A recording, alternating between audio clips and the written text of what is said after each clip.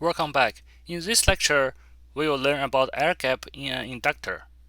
In practical designs, an air gap is intentionally introduced into the magnetic core to ensure proper inductor operation.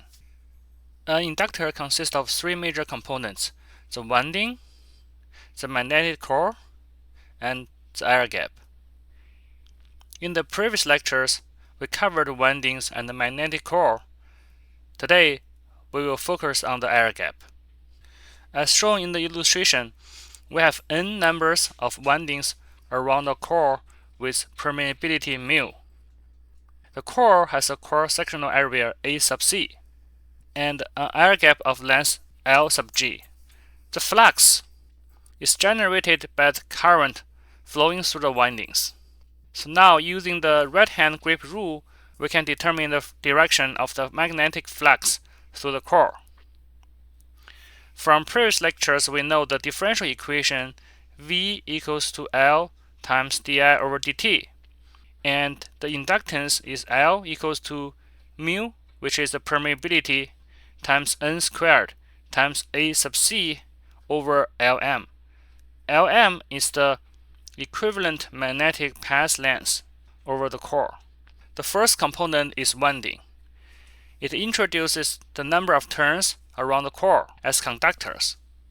Also, using windings, we can increase the inductance and to avoid core saturation.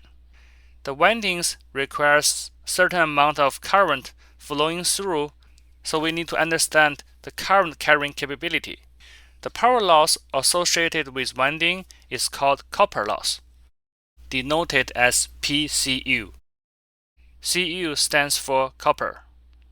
The second part is the magnetic core, as you can see here, because the core permeability mu is usually very high, so that we can increase the inductance.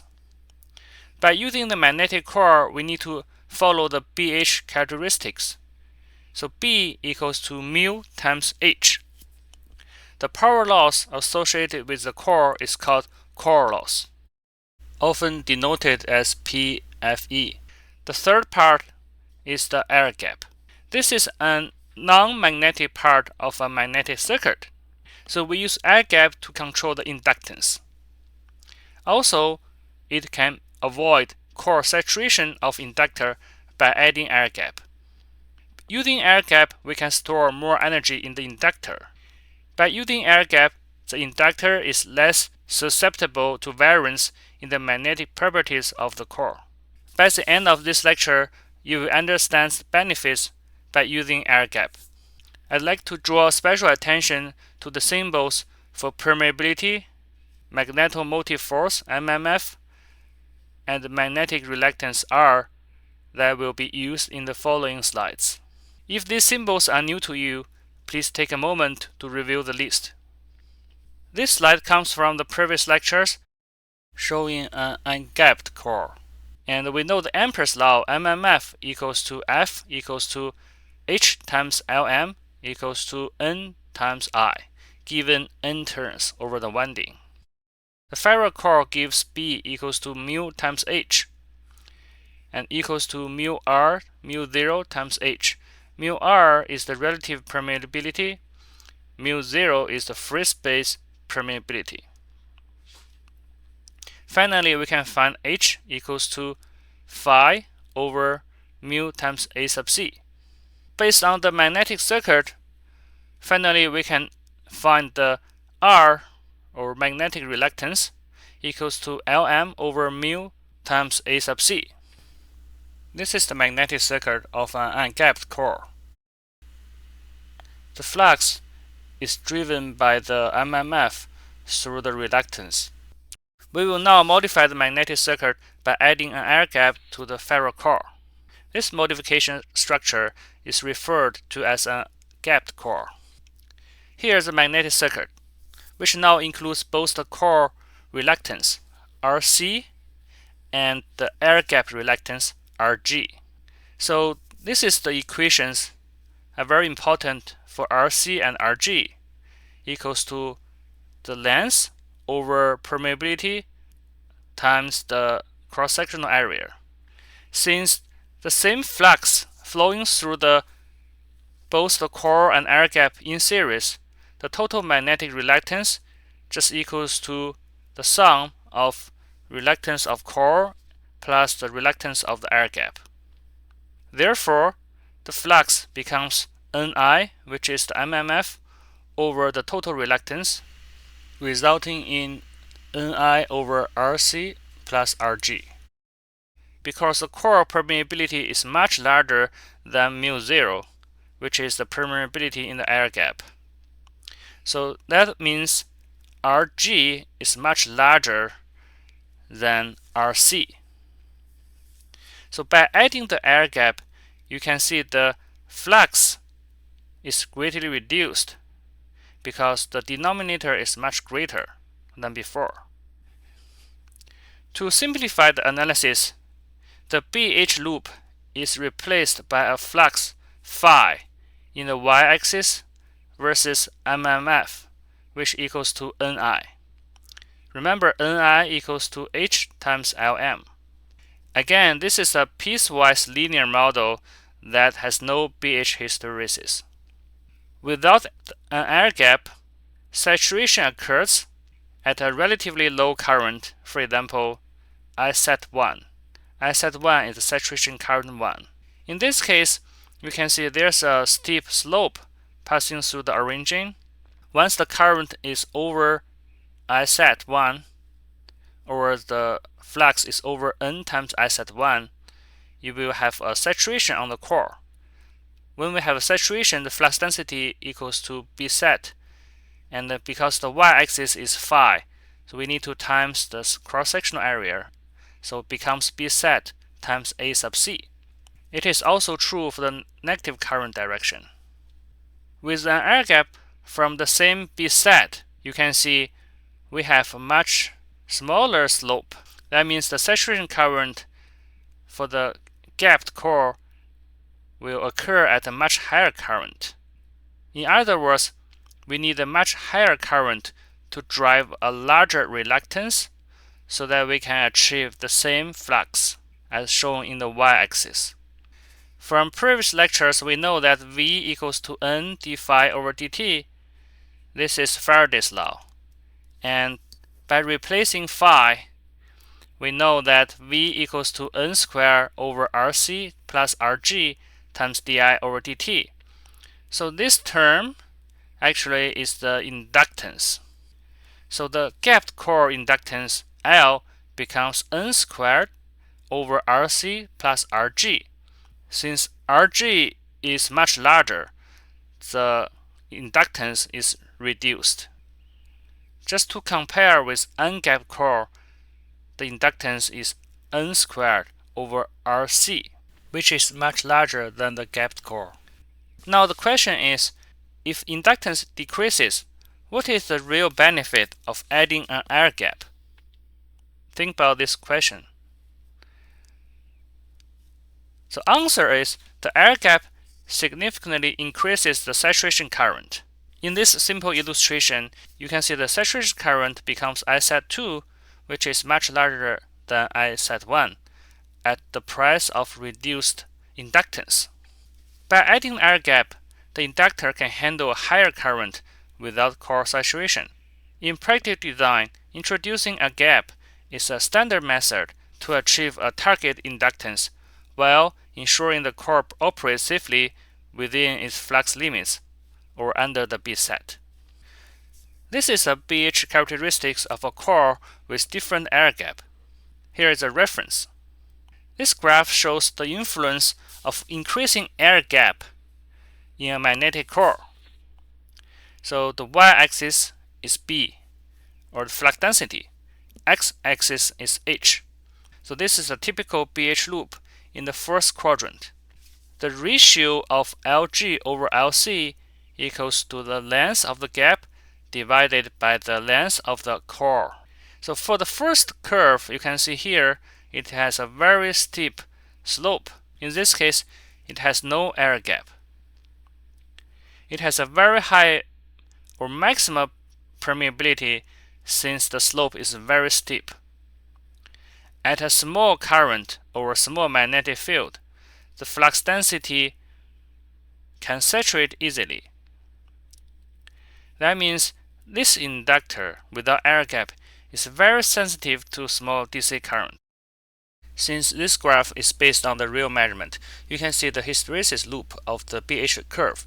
That means when you apply and then remove the magnetic field, the core follows a different path, forming a closed BH loop. Because mu is the slope of this BH curve, and the inductance is just proportional to mu. And here we have the highest inductance. However, we have the smallest saturation current when B-set occurs. To make the inductor useful, an air gap must be added to the core. With increasing the air gap, the slope of the BH loop becomes smaller and the inductance is reducing. This means you need more magnetizing field or current to achieve the same flux density. This curve becomes a straight line over a much wider range, increasing the linearity over a wider range of operating current. Energy stored in an air-gapped inductor. We know V equals to L times di over dt. The power equals to V times I, which is the instantaneous power, equals to L di over dt times I. Energy equals to the power integration over time, from time equals to 0 to time t. By manipulation, the variable becomes I of t. So finally, we can find the energy stored from time 0 to t equals to a half times L times I squared. I is the current at time t. We already know the energy stored, WL, equals to a half times L times I squared. Now let's look at the energy stored in the magnetic circuit.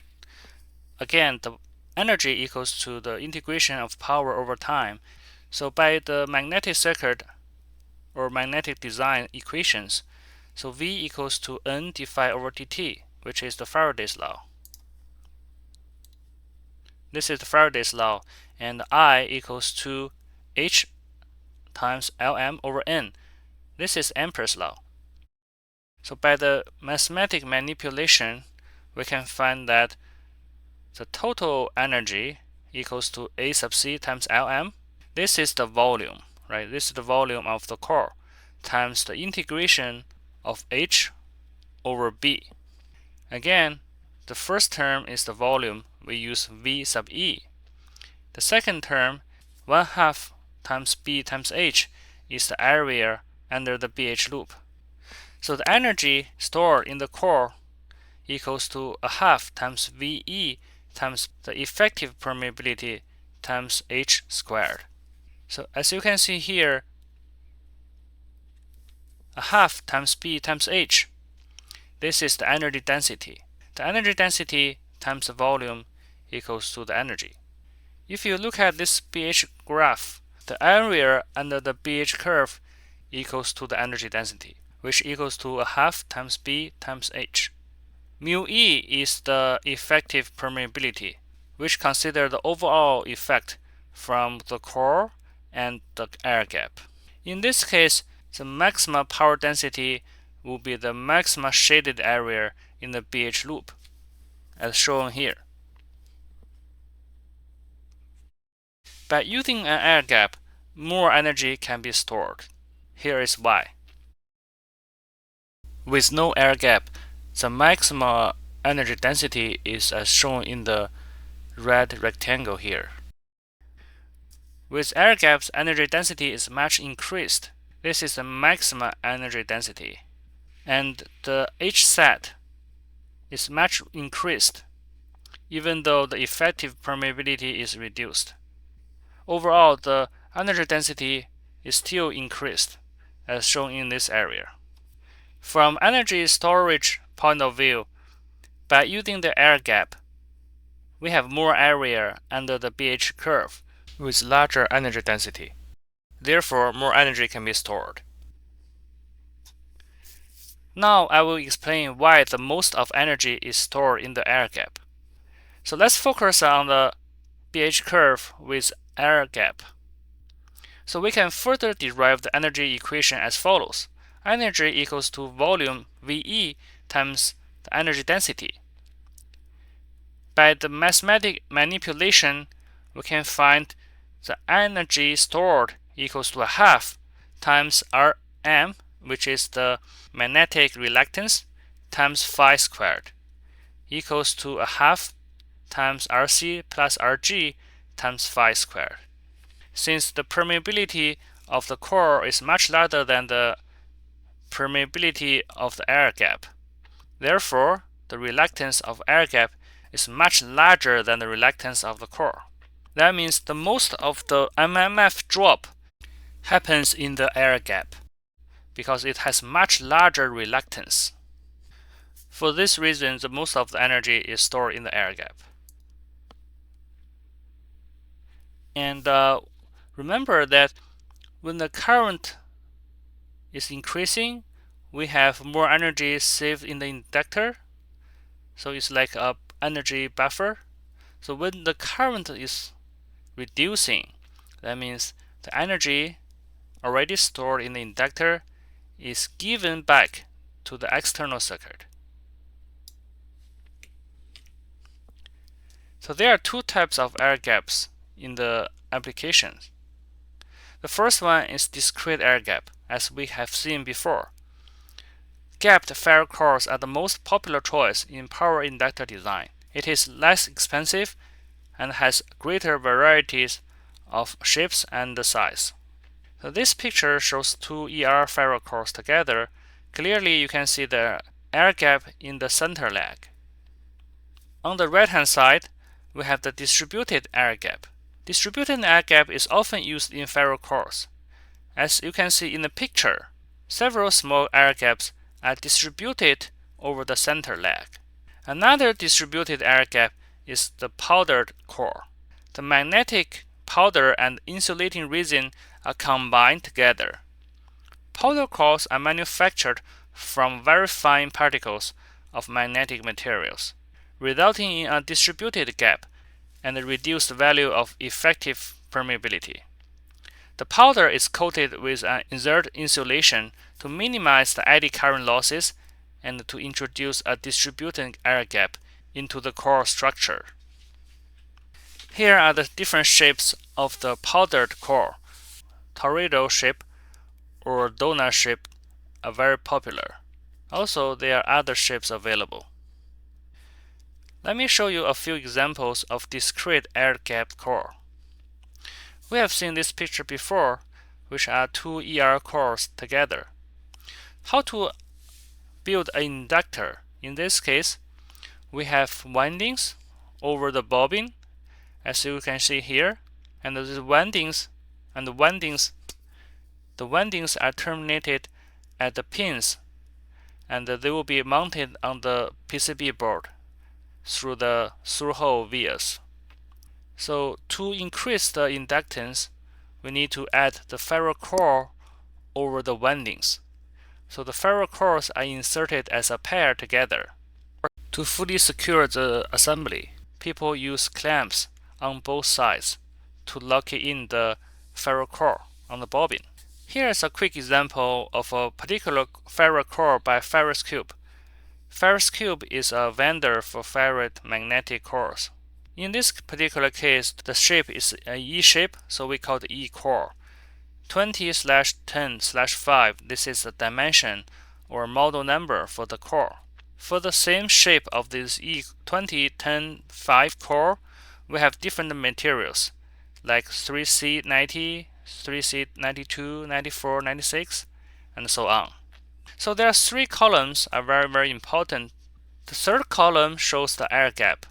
The unit is micrometer. As you can see, without air gap or air gap equals 0, you can see the maximum effective permeability and the inductance factor A sub L. A sub L is the inductance factor, often called the AL factor. AL factor equals to L over N squared. As we increase the air gap, you can see the effective permeability is reducing and the AL factor is also reducing. So this shows you the air gap effect over the permeability and the inductance factor. To achieve the certain inductance, you need to use the AL times the number of turns squared. By using this equation, the design becomes quite simple. Here's a recap. In this lecture, we'll talk about benefits of adding air gap in the core. Here are the benefits. Air gap can increase the inductor saturation current, store more energy, reduce the inductance. Remember, most of energy is stored in the air gap. By doing so, the inductor is less sensitive to variance in the magnetic properties of the core. Here are the references for this lecture. Thank you and see you next time.